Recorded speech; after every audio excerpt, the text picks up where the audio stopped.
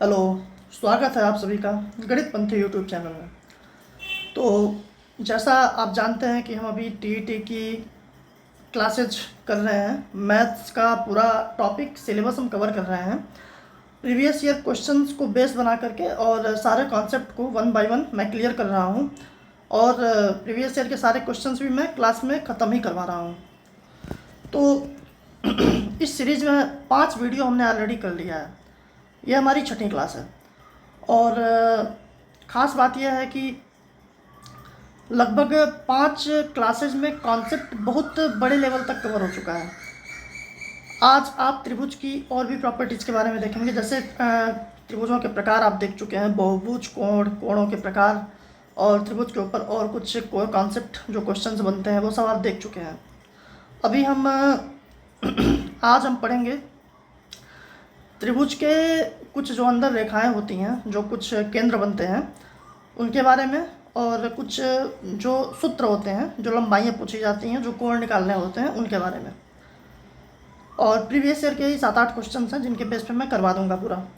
और आपसे पहले भी बोल चुका हूँ कि परसेंटेज की क्लास मैंने ऑलरेडी डाल रखी है, 4 क्लासेज सारे एग्ज़ाम्स के लिए इम्पोर्टेंट है वो। आप बस उसमें से 2 क्लासेज देख लो, आपके टीईटी में उसके बाहर कुछ भी नहीं आएगा, ये मेरी गारंटी है। तो उसको ज़रूर देख लीजिए, और पीछे की 4 क्लासेज भी ज़रूर देख लीजिए। और अब इस क्लास को हम शुरू करेंगे। तो पसंद आए तो आप ज़्यादा से ज़्यादा शेयर भी कीजिए, अच्छा लगेगा। ज़्यादा से ज़्यादा आपको भी लाभ होगा और मेरा भी हौसला बढ़ेगा इससे। बाकी और कुछ आपको जहाँ दिक्कत हो रही हो, जो कॉन्सेप्ट आपको पढ़ना हो, आप उसको कमेंट सेक्शन में बता भी सकते हैं, या कोई डाउट हो वो भी आप बोल सकते हैं। तो ठीक है, तो ये क्लास हम शुरू करेंगे।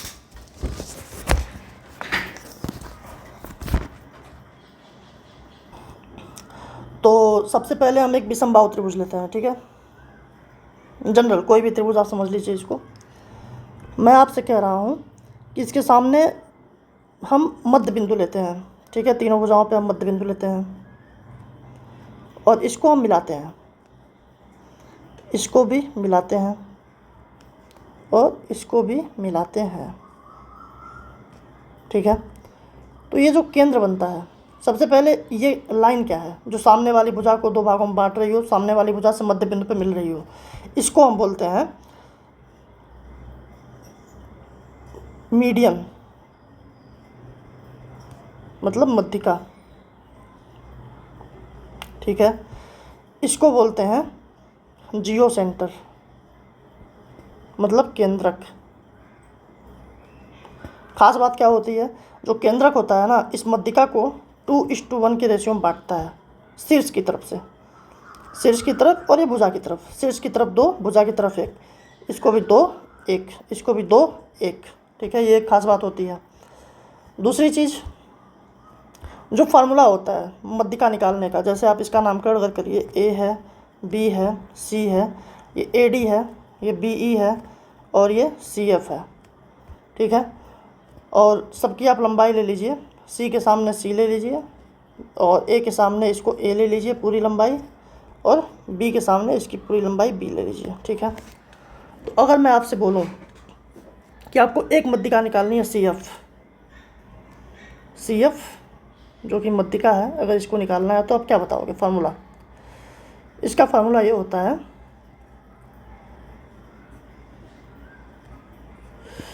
अरे यार एक गाड़ी, ठीक है। इसका फार्मूला क्या होता है, आप क्या देख रहे हैं, सी एफ।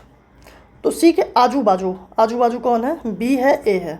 इन दोनों को 2b², एक सेकेंड, 1/2 लेते हैं पहले, 1/2, ठीक है।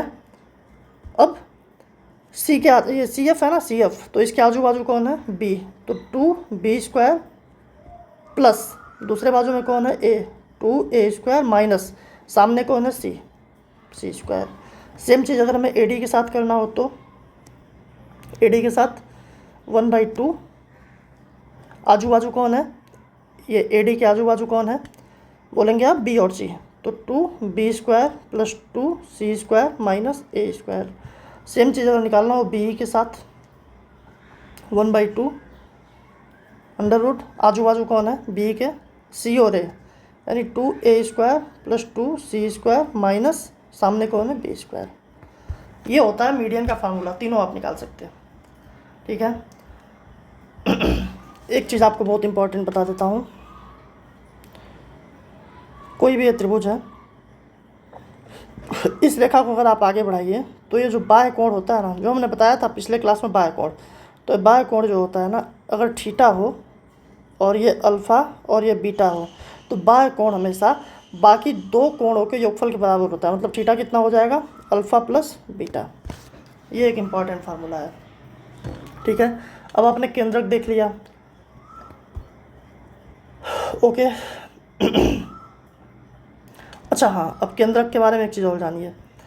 जैसे ये जो फेज जो बांट रहा है, जैसे आपको एक त्रिभुज आप ले लीजिए ऐसे, इसमें आप एक केंद्रक समझ लीजिए,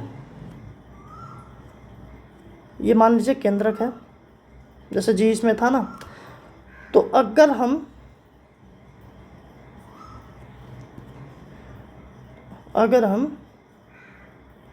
केवल ये वाला सेगमेंट देखें इसका,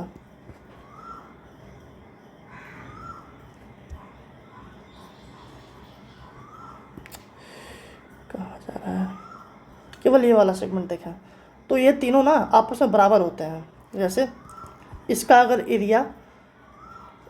एरिया P होगा तो ये भी P होगा, ये भी P होगा। ठीक है, ओके। अब अगर हम आपसे बोलें इसको पूरा आगे बढ़ा दीजिए, इसको भी पूरा आगे बढ़ा दीजिए, ये मध्य बिंदु पे काट रहा है ना, इसको भी पूरा आगे बढ़ा दीजिए। देखिए रेड से मैंने जो बांटा सेगमेंट, ये तीनों P था ना, तो आप इसको समझिए कि ये अगर इसको आप P1 मानिए तो ये भी P1 होगा, ये भी P1 होगा, ये भी P1 होगा, ये भी P1 होगा, ये भी P1 होगा। तो अगर मध्यिकाओं को पूरा खींच दिया जाए तो त्रिभुज को कितने बराबर भागों में बांटती है, तो आप बोलेंगे 1 2 3 4 5 6 बराबर भाग में।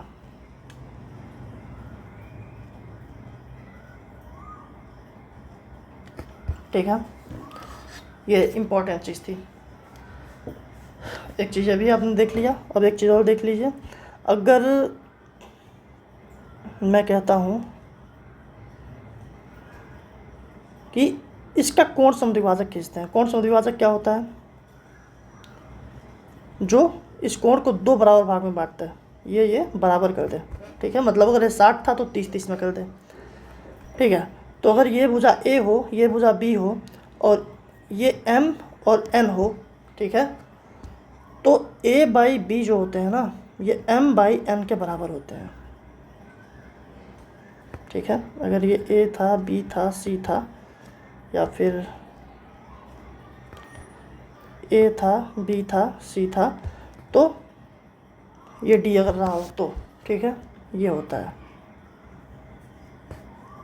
अच्छा एक चीज़ और, अगर मैं ये क्या था, ये अंतः कोण समद्विभाजक था। अगर मैं इसको बाहर खींचना चाहूँ तो, जैसे कि कुछ ऐसे मान लीजिए,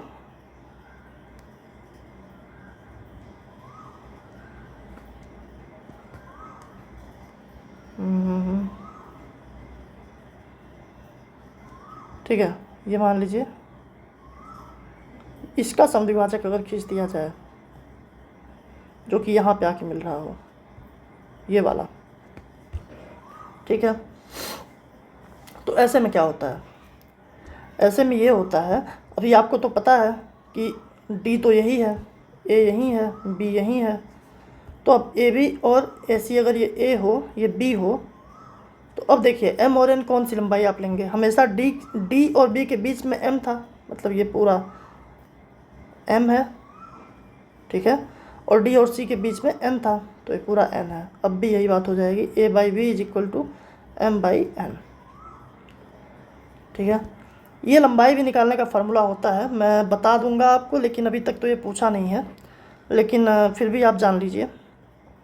अगर इस फिगर में AD निकालने को बोलें, AD अगर आपको निकालने को बोलें तो क्या होता है, AB माइनस MN। ठीक है, और इस वाले में AD निकालने को अगर बोलें तो MN माइनस AB। ठीक है, तो ये कुछ जनरल फार्मूले हो गए।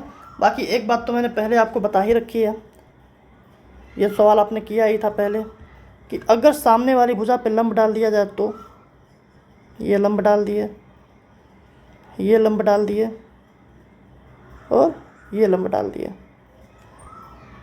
तो इसको क्या बोलते हैं? तब ये हो जाता है लंब केंद्र,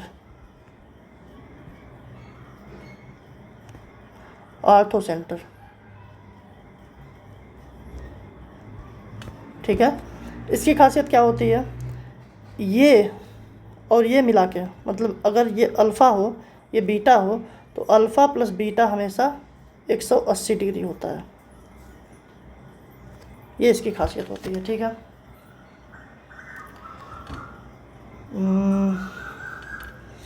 चलिए एक और बता देता हूँ इम्पॉर्टेंट चीज़। अगर इसका अंतःकोण समद्विभाजक और इसका अंतःकोण समद्विभाजक खींचा जाए, ठीक है, ये ए हो, ये बी हो, ये सी हो और ये थीटा हो, तो ये जो अंदर आता है ना, इसको बोलते हैं 90 माइनस, मतलब 90 प्लस थीटा बाई 2। अगर ये ए बी सी था और ये डी था, तो जो एंगल बी डी सी बनेगा वो है ये एंगल बी डी सी। अब यही चीज़ अगर बाहर कर दी जाए, मतलब मैं बोलता हूँ इसको भी बढ़ा दो, एक सेकंड, इसको भी बढ़ा दो और इसको भी बढ़ा दो और इसका समद्विभाजक खींचो और इसका समद्विभाजक खींचो, तो ये जो एंगल बनेगा ना, देखिए ये भी समद्विभाजक है, ये भी समद्विभाजक है। ठीक है, तो ये जो एंगल बनेगा, ये भी आप डी ले लो, ए बी सी, तो जो एंगल बनेगा ना डी, ये क्या बनेगा, अब भी ये थीटा अगर है तो D is equal to 90 minus theta by 2। ठीक है, यहाँ पे 90 प्लस थीटा बाई 2 अंदर था और यहाँ 90 माइनस थीटा बाई 2। ये भी अभी तक मैं देखा तो नहीं कहीं पूछा हुआ टीटी में, लेकिन जनरल चीज़ें जानना चाहिए, पूछ सकता है कहीं भी। ठीक है, लंब केंद्र में आप जानते ही हैं कि अगर बस बेस आपको मिल जाता है तो आप इसका एरिया निकाल पाते हैं। ठीक है, आगे क्वेश्चंस देखते हैं, फिर मैं समरूपता बताऊंगा आपको। ठीक है, ये क्वेश्चन देखिए, त्रिभुज ए बी सी में डी बी सी पर कोई बिंदु है। सबसे पहले एक त्रिभुज बना लेते हैं।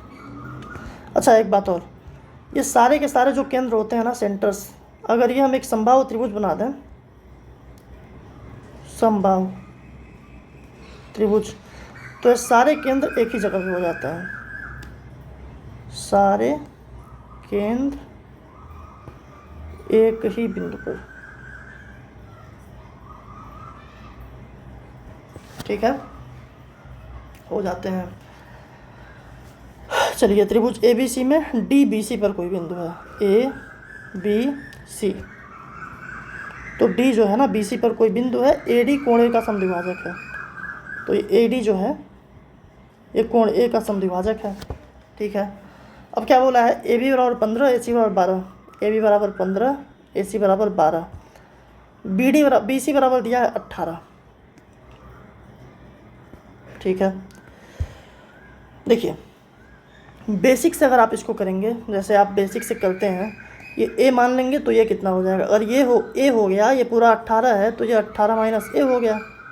ठीक है, आपसे पूछा क्या है, बी डी पूछा हुआ है, मतलब ए ही पूछा है। ठीक है, तो अब इसको कैसे सॉल्व करोगे, मैंने क्या बताया था, ये बट्टे ये मैंने बोला था ना, B C B by C is equal to M is to N, तो 15/12 इज इक्वल टू ए बट्टे 18 माइनस ए, तो क्या हो जाएगा, ये काट लीजिए, 3 पच्चे 15, 3 चौक 12, तो 18 पच्चे 90 माइनस 5a is equal to 4a, 9a बराबर क्या आ जाएगा 90, a बराबर क्या आ जाएगा 10। ठीक है, तो आप आंसर लगा देंगे। बाकी आप इसको अगर 18 ही रहने देते तो क्या होता, ये 15 और 12 है ना, m बाई n जो है ये 15 और 12 के बराबर है, 15/12 के, तो 3 पच्चे 15, 3 चौक 12, अब ये कितना हो गया टोटल 9, 9 की वैल्यू कितनी है 18, 1 की वैल्यू कितनी होगी 2, तो 5 की वैल्यू कितनी होगी 10, 4 की वैल्यू कितनी होगी 8, ऐसे भी निकाल सकते थे आप। m मतलब a बराबर आ गया 10। ठीक है, बहुत आसान क्वेश्चन था। देखिए ये तो पिछले क्लास में आपने जो पढ़ा है उसका रिवीजन है। एक समबाहु त्रिभुज का क्षेत्रफल ज्ञात कीजिए जिसकी भुजा 18 सेंटीमीटर है। तो समबाहु त्रिभुज का क्षेत्रफल क्या होता है? आप बोलेंगे कड़ी में 3/4 गुणे ए स्क्वायर, पढ़ा था आपने। तो कड़ी में 3/4 गुणे ए स्क्वायर मतलब 18 गुणे 18, 2 दूनी 4, 2 9 18, 2 9 18 यानी 81√3। ठीक है, ये सब क्वेश्चन जो आए हैं प्रीवियस ईयर पेपर्स में वही है। यदि एक समबाहु त्रिभुज की दो भुजाओं का योग 16 सेंटीमीटर हो। समबाहु त्रिभुज क्या होता है? तीनों साइड बराबर, a प्लस ए प्लस ए, यही होता है पेरीमीटर इसका। ठीक है, सब बराबर होते हैं। तो दो भुजाओं का योगफल 16 है, मतलब ये मिल करके 16 हो गया। मतलब 2a जो है ये दोनों मिल के 16 है। तो एक ये कितना होगा? 8 होगा। क्या पूछा है? तीसरी भुजा। ठीक है, ये तो ऐसे ही पूछ दिया था, कुछ भी नहीं था इसमें। चलिए अब आ जाते हैं आपके समबाहु मतलब इस पे समरूपता पे आ जाते हैं। कोई दो त्रिभुज समरूप कब होते हैं? ठीक है, देखिए त्रिभुज की समरूपता क्या होती है? समरूपता मतलब सिमिलरिटी ऑफ ट्रायंगल।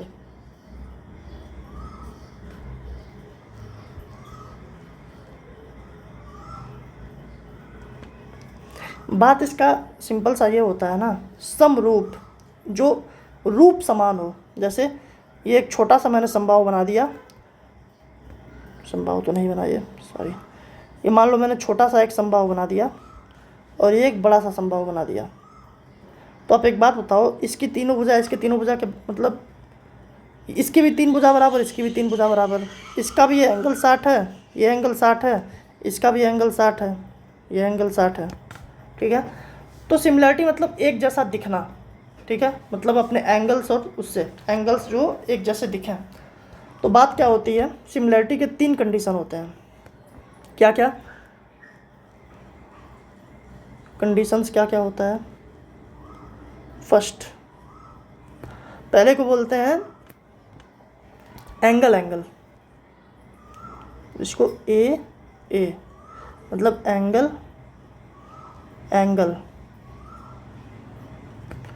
ठीक है, तो इसमें क्या होता है, मान लीजिए कि दो त्रिभुज हैं, एक ये त्रिभुज है, एक ये त्रिभुज है।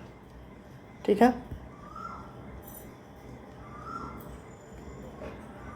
इसका एक एंगल अल्फ़ा है, एक एंगल ये भी अल्फ़ा है मतलब बीटा है, एंगल बीटा है, और इसका भी एंगल अल्फ़ा है और ये बीटा है। तो ये दोनों त्रिभुज जो है सिमिलर हो जाएंगे। ठीक है, सिमिलरिटी को ऐसे दिखाते हैं।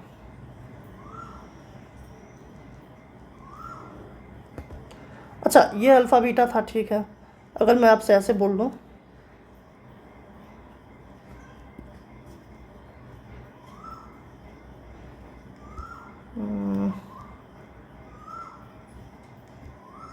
इसको घुमा देते हैं, एक सेकंड।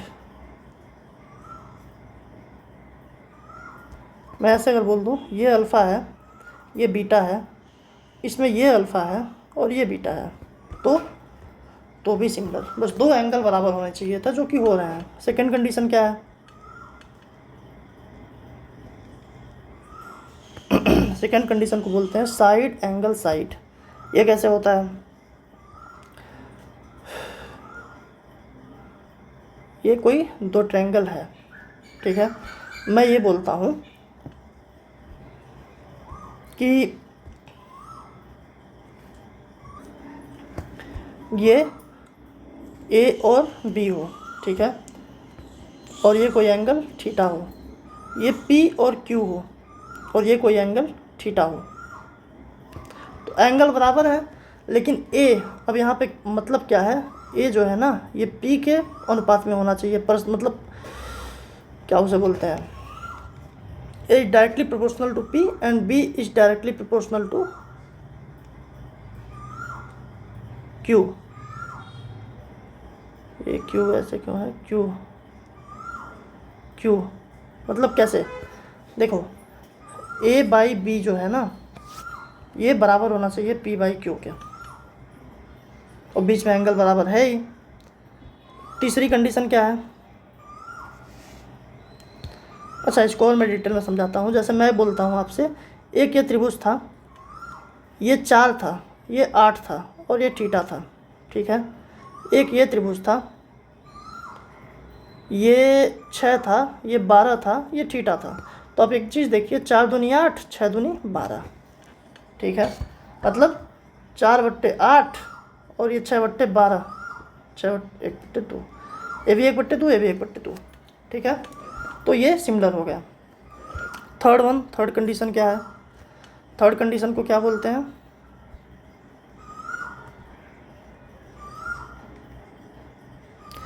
थर्ड कंडीशन क्या होती है, साइड साइड साइड। ये लिखता हूँ एस एस एस। ये कैसे होता है, एक छोटका हो गया, एक इससे बड़का हो गया और एक इससे सबसे बड़का हो गया, तो ही ले लीजिए, मतलब दो ही थे वो तुलना कर रहे हैं ना, छोटका हो गया बड़का हो गया। अब मतलब बात हो कैसे रही है, जैसे ये ए हो, ये बी हो, ये सी हो, ये डी हो, ये ई हो, ये एफ हो, तो ए बी, ठीक है, बट्टे अगर हम डी को करें तो ए सी बट्टे डी एफ को भी होना चाहिए और बी सी बट्टे ई एफ को भी होना चाहिए, ठीक है। जैसे अगर ये 3 हो, ये 5 हो, ये 7 हो, ठीक है, तो ये 6 होना चाहिए, ये 10 होना चाहिए, ये 14 होना चाहिए। समझ रहे हैं बात को, अनुपात मतलब ये इसका 2 गुना बना दिया, ये इसका 2 गुना बना दिया और ये इसका 2 गुना बना दिया, ये होती है सिमिलरिटी। अब अगर दो त्रिभुज सिमिलर हों, A B C D E F, अगर ये सिमिलर होते हैं तो क्या क्या चीज़ें बराबर होती हैं। देखिए ए बी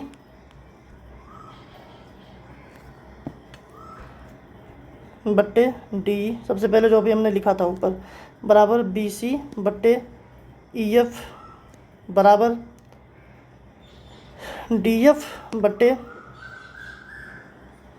ए सी बराबर, ठीक है। ये सब तो तीनों भुजाएं बराबर हो गई, मतलब अनुपात इनका बराबर हो गया। अब यहाँ तक कि अगर इसको यहाँ पे लंब हम डाल दें, ठीक है, इसको हम यहाँ पे लंब डाल दें, ये H1 हो, ये H2 हो, तो H1 बट्टे H2 भी इसके अनुपात में ही होगा, ठीक है। बाकी अगर आप कोई मीडियन ले लीजिए, जैसे यहाँ से आप एक मीडियन डाल दीजिए, यहाँ से भी आप एक मीडियन डाल दीजिए, तो ये मीडियन भी बराबर होगा, मतलब उसी अनुपात में होगा M1/M2, ठीक है। उसके बाद जो इसका परिमाप होता है, परिमाप अगर इसका आप P1 ले लीजिए, इसका P2 ले लीजिए, तो ये P1/P2 भी इसी अनुपात में होता है। और सबसे इम्पॉर्टेंट चीज़ जो एरिया होती है ठीक है, जो एरिया होती है ए बी सी की, और जो एरिया होती है पी क्यू आर की, सॉरी पी क्यू आर नहीं है ना, डी ई एफ की, ये रूट में होती है, ठीक है। मतलब क्या है, इसके स्क्वायर के अनुपात में एरिया होता है। जैसे यहाँ पे देखिए, सवाल से देखिए सीधा, एरिया जो दिया है ना, एरिया मैंने आपको क्या बताया, अभी ये क्या पूछा हुआ है, ए बी दिया है, बी सी दिया है और पी आर पूछा है, मतलब ये दो त्रिभुज बनाया होगा पहले, ए बी सी और क्यू आर पी। जैसे देखिए, ये जिस फॉर्म में लिखा होता है ना, वही फॉर्म लिखा जाता है, क्यू आर पी, ठीक है। तो क्या बोला है, ए बी बराबर 18 और बी सी बराबर 15, ठीक है। ए बी सी बोला है 9/4। मैंने आपसे क्या बोला, आप सबसे पहले क्या लिखेंगे, ए बी बट्टे इसका क्यू आर ठीक है, इज इक्वल टू, ये तो रूट में लिखेंगे आप ना, दोनों का जो एरिया है, area of A B C मतलब 9, area of P Q R मतलब 4। देखिए यहाँ पे इसका बराबर, इसको रूट में लिखना था, मतलब भुजाओं के वर्ग के समानुपात, भुजाओं के वर्ग के अनुपात में होता है त्रिभुज का एरिया, क्षेत्रफल। तो क्या हो जाएगा 9/4 मतलब क्या होता है 3/2। ठीक है, पूछा क्या है, पी आर पूछा है ना। ए बी आपको दिया हुआ है 18, देखिए ए बी क्या दिया है 18। क्यू आर आपको नहीं पता है, बराबर 3/2 पता चल गया, 3 छाक 18 होता है, मतलब क्यू आर अगर आप निकालेंगे तो क्यू आर इधर आ गया, 2 छक्के 12। ठीक है, अब आप ये वाला लगा लीजिए, आपको क्या निकालना है, पी आर निकालना है। तो आप बोलोगे ए बी बट्टे B C is equal to Q R बट्टे आर पी। क्यू आर आपको पता चल चुका है, क्यू आर बट्टे आर पी यानी पी आर, वही बात है। तो ए बी बट्टे बी सी क्या है, ए बी 18, बी सी क्या है 15, क्यू आर क्या है 12 और आर पी क्या है निकालना है। क्या आ जाएगा 3 छाक 18, 3 पच्चे 15, 6 दूनी 12, तो आर पी क्या आ जाएगा 5 दूनी 10। R P is equal to 5 दूनी 10। ठीक है, ये आपका आंसर हो जाएगा। तो समरूपता भी आप अच्छे से समझ गए होंगे, मैं ऐसा आपको समझ रहा हूँ। ठीक है, जैसे एक एग्जांपल और मैं आप समझा देता हूँ। जैसे मान लीजिए 2 त्रिभुज ऐसे बने हों, कुछ भी, ठीक है, मैं आपसे बोलूँ कि इसमें ये अल्फ़ा है और ये बीटा है, इसमें आप बोलेंगे ये अल्फ़ा है ये बीटा है। ठीक है, आप ऐसे मान लो ये ए है, ये बी है, ये सी है, ये पी है, ये क्यू है, ये आर है। तो अब इसको कैसे लिखेंगे, आपको समरूपता कैसे दिखानी है। 2 एंगल तो बराबर हो गए दोनों में, तो जो पहला वाला कंडीशन हमने पढ़ा था एंगल वो तो मिल गया, लेकिन इसको लिखोगे कैसे आप। तो आप लिखोगे त्रिभुज ए बी सी समरूप है। त्रिभुज ए का एंगल क्या था अल्फ़ा, तो अल्फ़ा वाला एंगल वाला लिखेंगे आप आर। ठीक है, बी लिखा था, बी का एंगल नहीं पता था, यहाँ पी का एंगल नहीं पता है तो पी। सी लिखा था, सी का एंगल बीटा था तो क्यू, बीटा वाला क्यू लिखेंगे यहाँ पे। ऐसे आप समरूपता दिखाएंगे। अब इसमें आप सब कुछ लिख पाएंगे, ए बी बट्टे R P is equal to, A C अगर लिखना है साथ में तो आर क्यू लिखना पड़ेगा, समझ रहे हैं। अगर बी सी को साथ में लिखना है तो पी क्यू को लिखना पड़ेगा। ठीक है, एरिया अगर लिखना चाहते हैं तो एरिया जो है रूट में आ जाएगी, या फिर ऐसे भी कह सकते हैं ए बी बट्टे आर पी का जब स्क्वायर करेंगे तो एरिया भी आप लिख सकते हैं, area of A B C upon area of P Q R, मतलब आर पी क्यू, ऐसे भी लिख सकते हैं। यही समरूपता है। ठीक है, एक त्रिभुज का क्षेत्रफल 150 वर्ग सेंटीमीटर है, इसके आधार और ऊंचाई का अनुपात 3/4 है। ठीक है, मैंने क्या बोला था, त्रिभुज का जो क्षेत्रफल होता है क्या होता है 1/2 गुणे आधार गुणे ऊंचाई। ठीक है, अब क्या बोल रहा है, आधार और ऊंचाई का अनुपात 3/4 है। अगर आप इसको 3x मान लीजिए तो ये 4x है, यही ना, 3 और 4 का अनुपात है। तो एरिया क्या दिया है 150, यानी 150 इज इक्वल टू 1/2 गुणे आधार क्या है 3x गुणे 4x, 2 दूनी 4x होता है। अब 2 तियाँ 6, 6 दूनी 12, 3 6 25, यानी कि x square is equal to 25, x is equal to 5। कोई दिक्कत। अब x 5 आ गया, पूछा क्या है आधार की लंबाई, आधार क्या था 3x था, 3x क्या हो गया 3 5 15। ठीक है, आंसर। एक त्रिभुज पी क्यू आर में पी एस ऊंचाई है तथा क्यू आर आधार है। ठीक है, बनाते हैं फिर से। एक त्रिभुज है, पी क्यू आर में पी एस ऊंचाई है, यहाँ से इस पे ऊंचाई खींचा है, ऊंचाई बोला ना, सामने वाली भुजा पे लंब जब डालते हैं तो ऊंचाई हो जाती है, और क्यू आर आधार है। पी क्यू बराबर 52 बोल रहा है, पी क्यू 52 बोल रहा है, क्यू आर जो है 56 बोल रहा है, 56 बोल रहा है। भुजा पी आर जो है, पी आर क्या है 60 है, ठीक है, ओके। अब पी आर की ऊंचाई कितनी है यही पूछ रहा है आपसे। तो आप एक बात बताइए, आप क्षेत्रफल कितने तरीके से निकाल पाते हैं? आपको यही निकालना है ना, पी एस की ऊंचाई, ठीक है। तो आप क्या बोलेंगे, एक बार अगर आप इसको आधार गुणे ऊंचाई में करना चाहिए तो 1/2 गुणे आधार क्या है 56 गुणे ऊंचाई क्या है h इज इक्वल टू, अब आपने ये फार्मूला पढ़ा हुआ है पिछली क्लास में, क्या वही वाला s minus A s minus B s minus C पढ़ा है ना।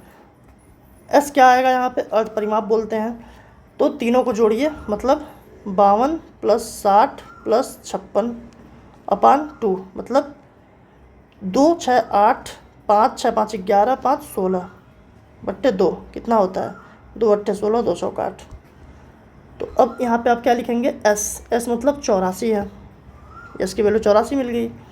फिर s माइनस ए मतलब 52 घटाइए, गुणे 84 में से 52 घटाएंगे तो क्या होगा 32, गुणे 60 घटाएंगे तो क्या होगा 24, गुणे 56 घटाएंगे तो क्या होगा 24 4 28, ठीक है। फिर वही चीज़ तोड़ना, इसको क्या लिख सकते हैं 12 गुणे 7, इसको क्या लिख सकते हैं 12 गुणे 2, इसको क्या लिख सकते हैं 7 गुणे 4, ठीक है। और इसको क्या लिख सकते हैं 16 गुणे 2, ठीक है। देखिए यहाँ से 12 मिलके बाहर आ गए 1 12, गुणे 7 यहाँ से बाहर आ गए 1 तो 7, ठीक है। 16 का 4 बाहर आ गया, ठीक है।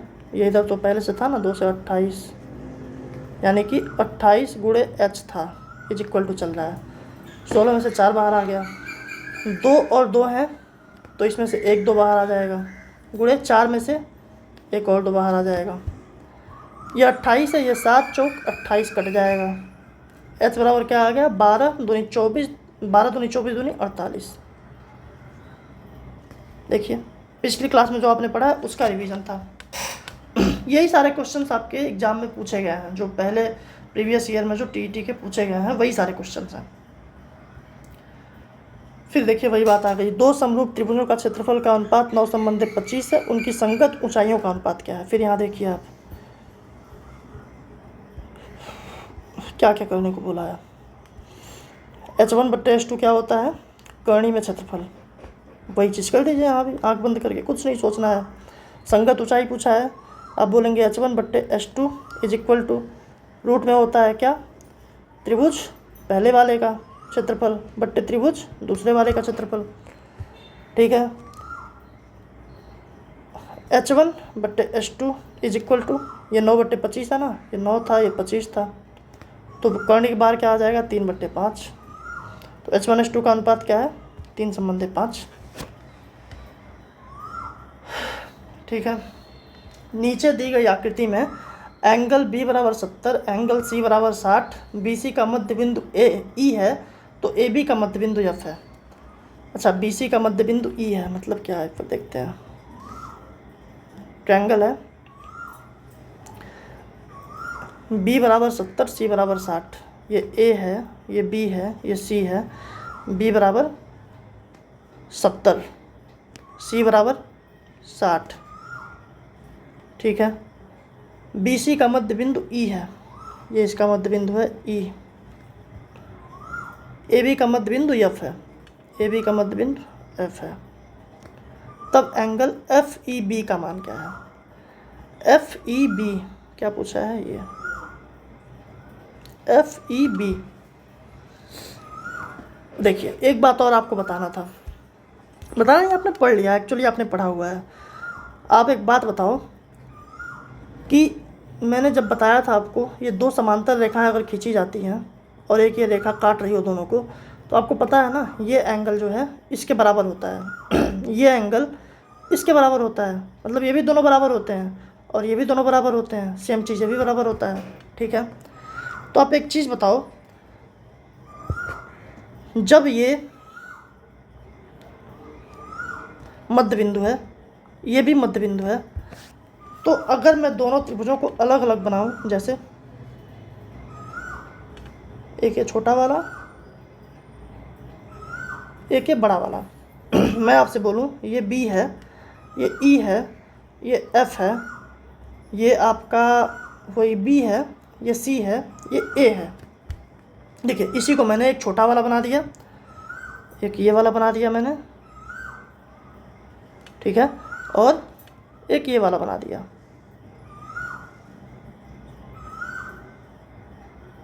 ठीक है, ये वाला,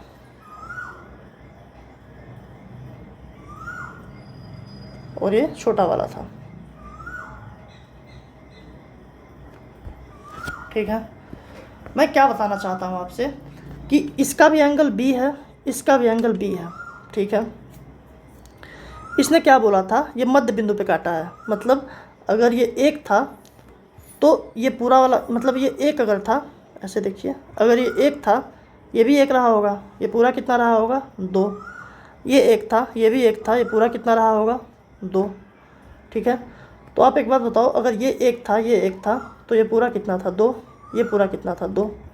ठीक है, फिर वही बात हो गई ना, 1/2 1/2, त्रिभुज तो सिमिलर है। अगर ये सिमिलर है तो पूछा क्या है, एंगल FEB का मान पूछा है, FEB का मान पूछा है। तो एक बात आप बताइए, ये एंगल बराबर हो गया, ये भुजा बराबर हो गई, तो क्या ये एंगल इसके बराबर नहीं होगा? आप बोलेंगे 100% होगा, सिमिलरिटी है, सिमिलरिटी में होता है, तो ये एंगल भी आराम से 60 डिग्री हो जाएगा। कोई दिक्कत? सारे एंगल बराबर हो जाएंगे, मतलब सारे एंगल जो है इन तीनों त्रिभुजों के बराबर हो जाते हैं, यही सिमिलरिटी है। यही आपको यहाँ पकड़ना था कि समरूप त्रिभुज बन रहा है कि नहीं। तो उम्मीद है आपको अच्छे से समझ में आया होगा, बाकी ना समझ में आया तो आप वीडियो को दोबारा देख सकते हैं और सारी चीज़ें आप नोट कीजिए, जो फार्मूला जो थियरम मैंने बताया है वो सब कुछ नोट कीजिए। और अब आप देखेंगे ना, आपके त्रिभुज से संबंधित कोई भी क्वेश्चन आपसे नहीं फंसेगा, आप प्रीवियस ईयर में आया हो या फिर किसी के मॉक में आ रहा हो, कहीं से आप टेस्ट सीरीज़ दे रहे हो या फिर कुछ प्रैक्टिस सेट आपके पास हो, अगर उसमें भी आपको कुछ नए क्वेश्चन फंसते हैं तो टेलीग्राम चैनल का लिंक होता है, आप उधर भेज सकते हैं। ठीक है, मैं ज़रूर देखूँगा और इंक्लूड कर दूँगा उसको नेक्स्ट क्लासेज में। बाकी अभी हम आयत, चतुर्भुज और घन वगैरह के बारे में थोड़ा थोड़ा चीज़ बचा हुआ है, वो भी देख लेंगे। तो एक तरह से आपका सिलेबस जो है ना, ये बहुत तेज़ी से कंप्लीट होने की तरफ बढ़ रहा है। 2-3 क्लासेज में आप काफ़ी ज़्यादा चीज़ें कवर कर लेंगे। ठीक है, बाकी अच्छा लगे सेशन तो ज़रूर शेयर कीजिए और पिछली 5 क्लासेज और परसेंटेज पक्का से पक्का देख लीजिए। क्या 5 क्लासेज प्लस परसेंटेज। ठीक है, तो थैंक यू, कैसा लगा ज़रूर बताइएगा।